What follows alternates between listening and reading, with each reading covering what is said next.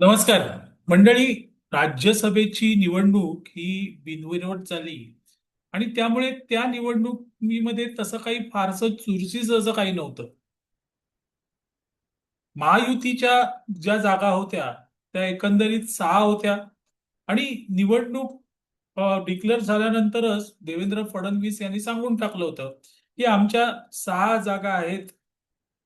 7वी जागा महाविकास आघाडीची आहे, त्यांनी ती लढवावी किंवा तिथे उमेदवार उभं करावा. आम्ही 6 जागांवर उमेदवार उभे करणार आहोत आणि 6 जागांवर उमेदवार महायुतीने उभे केले. ते सगळेच्या सगळे विजयी झाले. त्यात भाजपचे 4, शिंदे यांच्या शिवसेनेचा 1 आणि राष्ट्रवादी काँग्रेस अजित पवार गटाचा 1.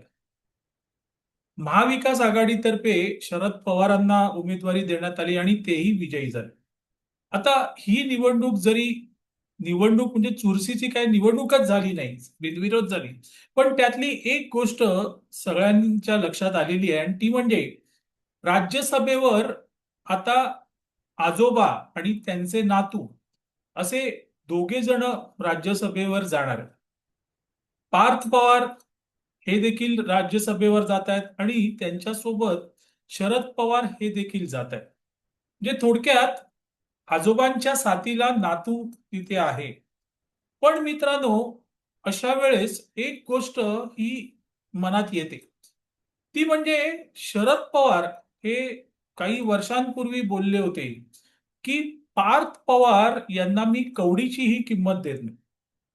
आता तेच पार्थ पवार जेव्हा शरद पवार यांच्या सोबत राज्यसभेवर जात आहेत, एक दोघांची टर्म एकदाच सुरू होते आणि कदाचित बाजूबाजूच्या खुर्च्यांवरही हे आजोबा आणि नातू बसलेले आपल्याला बघायला मिळतील.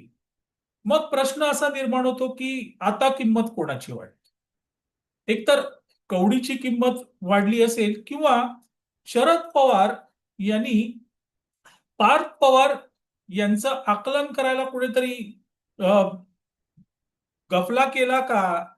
किंवा तिथे पण शरद पवार यांनी काही गुगली टाकली का? कारण शरद पवार काही बोलले की मराठी मीडिया धावत पुढे येतो आणि शरद पवारांची गुगली असं म्हणून मराठी मीडिया ते डोक्यावर घेत. आता इथे ज्या पार्थ पवारांना शरद पवार म्हणाले होते की आपण कवडीचीही किंमत देत नाही, तेच पार्थ पवार आता शरद पवार यांच्या सोबत राज्यसभेवर चालले आहेत. मग शरद पवारांची त्या कवडी गुगलीचं काय झालं? हा मोठा प्रश्न आहे. आणि एकाही मीडियाच्या प्रतिनिधीने हा प्रश्न शरद पवारांना विचारला नाही.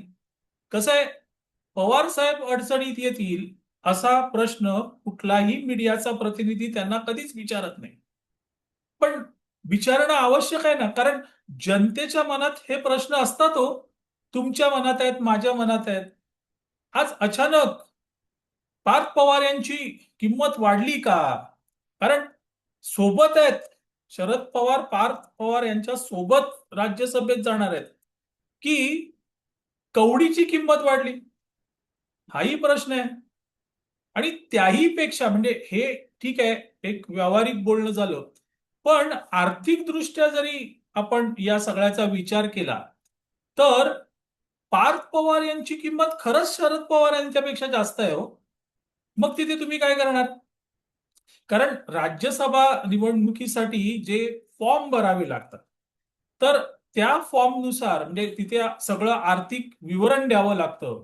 तर त्या आर्थिक विवरणानुसार शरद पवार यांची एकूण प्रॉपर्टी ही 60 कोटी 71 लाख रुपये आहे. तर पार्थ पवारांची एकूण प्रॉपर्टी ही 88 कोटी 33 लाख रुपये आहे. म्हणजे सुमारे 28 कोटींपेक्षा पार्थ पवारांची प्रॉपर्टी जास्त आहे. मग कवडी मोल कोण झालं? हाही प्रश्न आहे. निदान यावेळेस तरी विचारलं पाहिजे होतं की पवार साहेब, तुम्ही पार्थ पवारांना म्हणालात की मी त्यांना कवडीचीही किंमत देत नाही. मग आज तर पार्थ पवारांची किंमत म्हणजे प्रॉपर्टी वाईज जर विचार करायचा झाला तर 28 कोटींनी शरद पवारांपेक्षा जास्त आहे.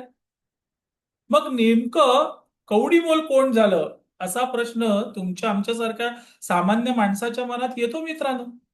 येतो की नाही? आता आपण काय, आपण बुद्धिवादी नाही. आपल्याला समोर दिसतं ते आपण मांडतो, ते प्रश्न आपल्या मनात निर्माण होतात आणि मग आपण चर्चा करतो. पण मीडियाच्या मनात हे प्रश्न निर्माण होतात का हो? कारण असे प्रश्न पवारांना कधीच टाकले जात नाहीत किंवा अशा गुगली पवारांना कधीच विचारल्या जात नाहीत. मग इथे आपल्याला ते विचाराव्या लागतात. बरोबर की नाही? इथे पार्थ पवारांची किंमत ही कवडी मोल आहे की शरद पवारांपेक्षा जास्त आहे, हे विचारलंच पाहिजे आणि याचा विचारही केला पाहिजे. असो मंडळी, आपल्याला काय मनात आलं ते विचारलं, तुमच्याही मनातलं माझ्या मार्फत बाहेर आलं. आपल्याला हा व्हिडिओ आवडला तर लाईक करा, शेअर करा, लक्षवेधला सबस्क्राईब करा. मी आबा माळकर आपली रजा घेतो. धन्यवाद.